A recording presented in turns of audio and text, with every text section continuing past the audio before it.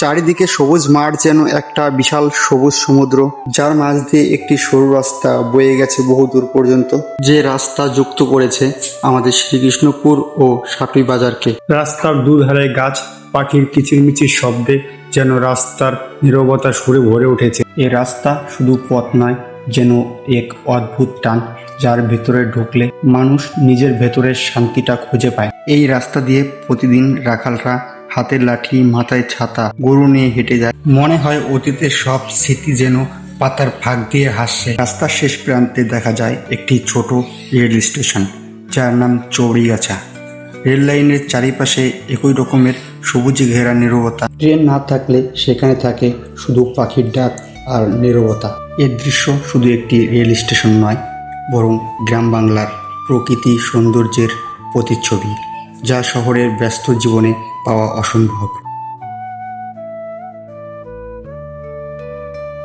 রাস্তার দুধারে ছোট ছোট পুকুর, যেখানে ছোট ছোট ছেলেরা বড়শি দিয়ে মাছ ধরছে। পুকুরের দুধারে বুনো ফুলের গন্ধ ভেসে আসে, আর ব্যাঙের ডাক নীরবতাকে ভেঙে দেয়। সারাদিন চাষিরা মাঠে কাজ করে বাড়ি ফিরে যাচ্ছে, কারো হাতে কোদাল বা কারো হাতে ব্যাগ বা কারো মাথায় বোঝা।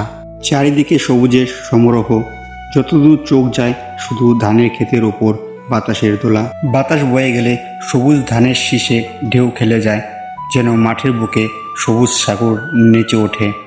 সেই অপরূপ সৌন্দর্যের মাঝখান দিয়ে গেছে এই অপরূপ রাস্তাটি।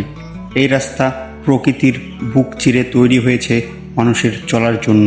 মাঝে মাঝে গ্রামের ছেলেমেয়েরা সেই রাস্তায় দৌড়ঝাঁপ করে। একদিকে মাঠের ধান দুলছে, অন্যদিকে বাতাসে ভেসে আসছে ধানের মিষ্টি ঘ্রাণ। দূরে পাখির কিচিরমিচির শোনা যায়, আবার কখনো শোনা যায় গরুর ঘণ্টার ধ্বনি।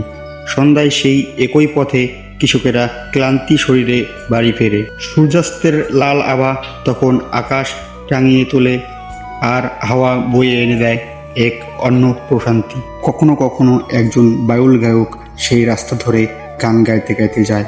তার গানের সুর ধানের শীষের ফাঁক দিয়ে ছড়িয়ে পড়ে চারিদিকে। মনে হয় প্রকৃতি নিজেই সেই সুরের সঙ্গে মিল রেখে গান গাইছে। রাস্তার দুপাশে ছড়িয়ে থাকা ধানের ক্ষেত, শীতল বাতাস আর গ্রামের সহজ সরল মানুষের জীবন সব মিলিয়ে তৈরি করেছে এক টুকরো স্বপ্নের মতো দৃশ্য।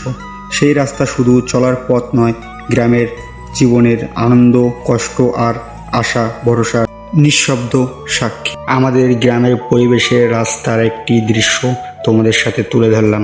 যদি ভিডিওটি তোমাদের ভালো লাগে তবে লাইক, শেয়ার করতে ভুলো না।